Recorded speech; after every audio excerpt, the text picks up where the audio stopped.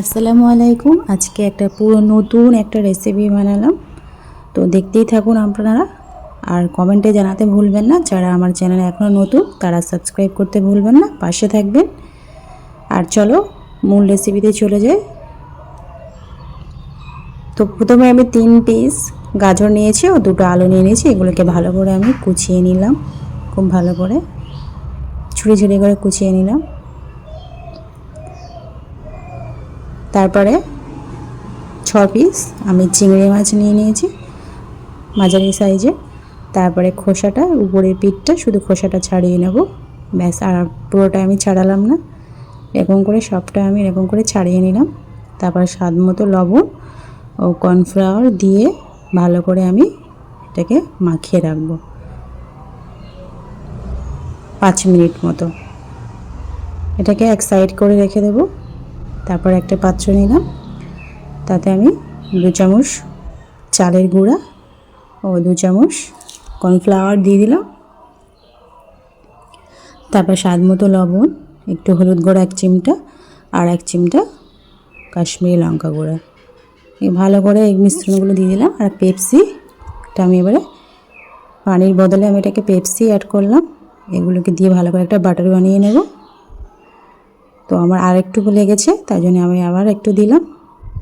ব্যাটারটা খুব একটা ঘন হবে না আর খুব একটা পাতলা হবে না, মিডিয়াম মাঝারি হবে। তো আমার এটা রেডি। তারপরে মিশ্রণটা রেডি। তারপরে আমি আলু কুচি ও গাজর কুচি দিয়ে দিলাম, দিয়ে আবার ভালোভাবে এগুলোকে মাখিয়ে নেব।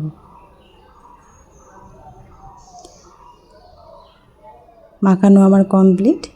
এবারে আমি একটা চামচ নিয়ে নিয়েছি, চামচে আমি তেল ব্রাশ করে নিলাম। তারপর এরকম যতটা ধরে ততটাই আমি দিয়ে দিলাম, এবং তার উপর থেকে একটা চিংড়ি মাছ উপর থেকে দিয়ে দেব। দেখতেই পাচ্ছেন ও আপনারা বুঝতেও পাচ্ছেন, খুব সহজ। তারপরে কড়াইতে পরিমাণ মতো আমি তেল দিয়ে দিলাম। তারপরে যেটা আমি বানিয়ে রেখেছিলাম সেটাকে আমি ছেড়ে দেবো তেলেতে, আস্তে আস্তে করে মিডিয়াম আছে এগুলোকে ভাজা করে নেব। একদম নতুন ইউনিক রেসিপি। এই রেসিপিটা দেখতে যতটা সুন্দর, তার থেকে খেতে অনেক সুন্দর। তো বন্ধুরা, কেমন লাগলো কমেন্টে জানাতে ভুলবেন না, আর পাশে থাকবেন। পাশে আছি সবসময় আপনাদের, দেখতে পাচ্ছেন। তো আমি আরেকটু কালার করব। তারপরে আমি চামচের সাহায্যে আমি চামচ থেকে পুরো তেলের উপর দিয়ে দিলাম। সেম পদ্ধতিতে এবারে আমি একে একে সেম পদ্ধতি আমি পুরোটা বানিয়ে নিলাম। তো এবারে আমার কমপ্লিট ভাজা। তারপর পরিবেশন করার জন্য আমি দিয়ে দেব।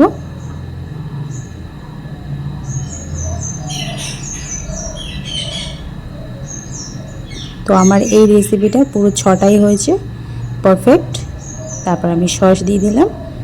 তো দেখো বন্ধুরা, দেখতে যতটা সুন্দর তার থেকে কিন্তু খেতে তার থেকে অনেক সুন্দর। শুধু আমি বানিয়েছি বলে শুধু বলছি সেটা না, কিন্তু আপনারা চেষ্টা করবেন, তৈরি করবেন বাড়িতে, দেখবেন অনেক ভালো লেগেছে খেতে। তো চলো আজ এই পর্যন্ত।